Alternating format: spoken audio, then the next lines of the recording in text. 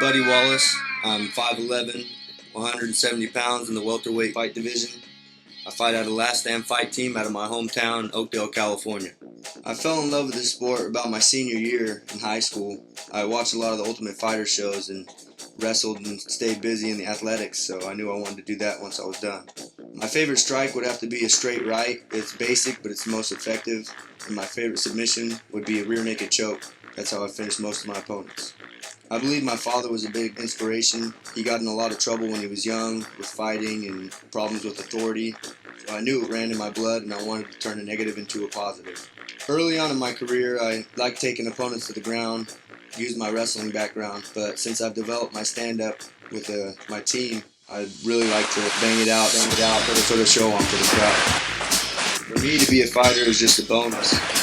I live the life of a martial artist now, and I fell in love with multiple martial arts, so to be able to put my technique on display and represent for my team is just a bonus. Something I believe that separates me from every other fighter is the faith and respect I have for my trainer and my team. I believe that if you're fighting someone who believes in what they're fighting for, that's a dangerous individual. If I was given a dream fight, I think I would have to fight Nick Diaz because I respect the man a lot, and to have a 209 battle would be an awesome thing.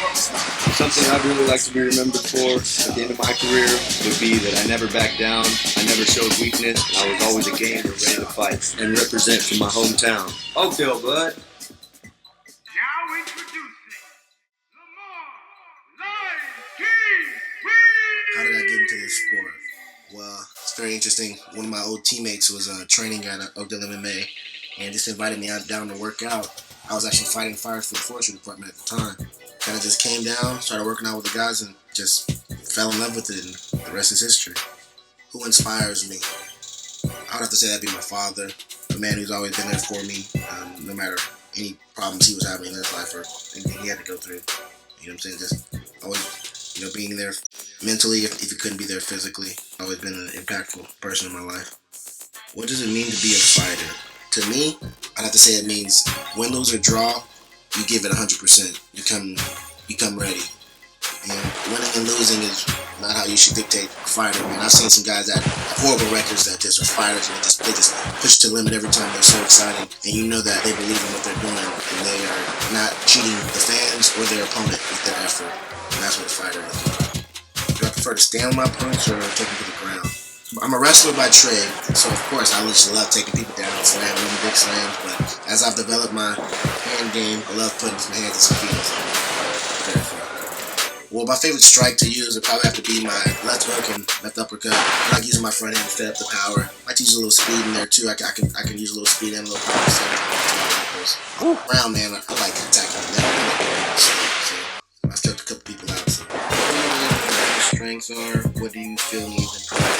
Well, I say definitely my ground game and my wrestling are definitely my strength, because that's what I've been wrestling since I was 13 years old. I'm getting better every day in my stand-up. I'm trying to catch up to all these guys who have been kickboxing their whole life. I'm committed to really taking my kickboxing to the next level, being considered one of the best in the world.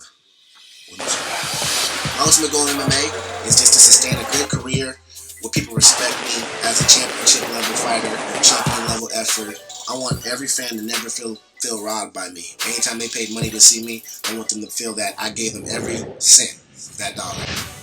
I think what separates me from other fighters, period, is that I've been to the brink. I've almost died a billion times, man. Competition, out of competition. I've been given a lot of chances to redeem my life. Not just a match. I've been given a lot of chances to redeem and come back. You know what I'm saying? Because I've had a lot of things that were out of my control, that health-wise or what it may be. Felt like been dying, and recovered. I'm willing to die doing what I love to do.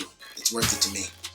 At the end of my career, I just want to be remembered for being in the game at the highest level and knowing that he never turned from anybody. He didn't care who it was.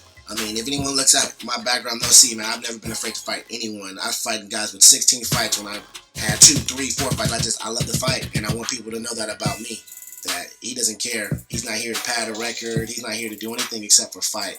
Put on a good show and represent.